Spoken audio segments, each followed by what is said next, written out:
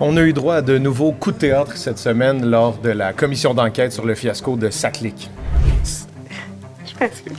C'est important ce que vous avez à me dire, je vais vous laisser. Bienvenue à ce troisième résumé de la commission d'enquête. Pour tout comprendre, les autres vidéos sont disponibles sur notre page. Ça part.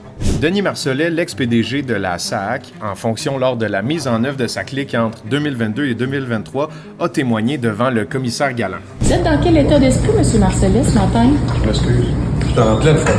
Lors de son témoignage, il a raconté, entre autres, qu'il avait lui-même averti le gouvernement qu'il y avait des dépassements de coûts dans le virage numérique de la SAC. Lors d'une rencontre avec un attaché politique du ministère des Transports, à laquelle Denis Marcellet était présent, les responsables du projet de virage numérique ont maquillé des chiffres pour éviter de mentionner qu'un extra de 222 millions de dollars allait être ajouté au projet. Moi, honnêtement, je vous le dis, je trouve que ça fait dur.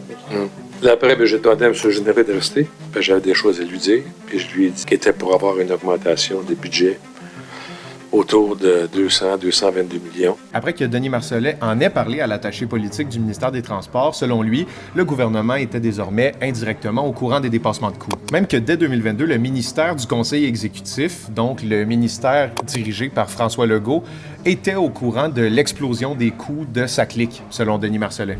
Il a démontré, document à l'appui, avoir informé le secrétaire général du Conseil exécutif, Yves Ouellette, de l'importante augmentation des coûts du virage numérique. L'ancien bras droit de François Legault avait donc été informé que le projet, initialement évalué à 682 millions de dollars, allait plutôt s'approcher du milliard de dollars.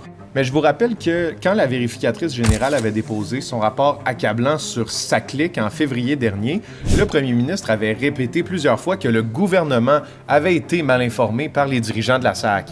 Maintenant, la SAAQ est dans la mire de l'UPAC qui a perquisitionné ses bureaux de Québec le 18 juin. L'unité permanente anticorruption n'a pas encore donné de détails sur son enquête qui a été lancée il y a quelques mois après le dépôt du rapport de la vérificatrice générale. Un peu plus tôt cette semaine, en commission, le 17 juin, la conseillère à la vérification générale, Nadia Brière, a eu quelques sanglots pendant son témoignage devant le commissaire Galland. Selon elle, les employés ont été mis sous pression durant le virage numérique.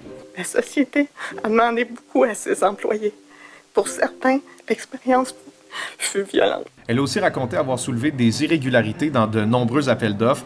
Une autre vérificatrice interne à la SAC, Marilyn Lalonde, a déploré qu'elle avait fait face à une résistance interne, notamment de la part des dirigeants dans le cadre de son travail. Leurs gestionnaires ne donnaient pas leur accord pour que le document nous soit envoyé. Dans une rencontre Teams, ils montraient, mettons, la feuille.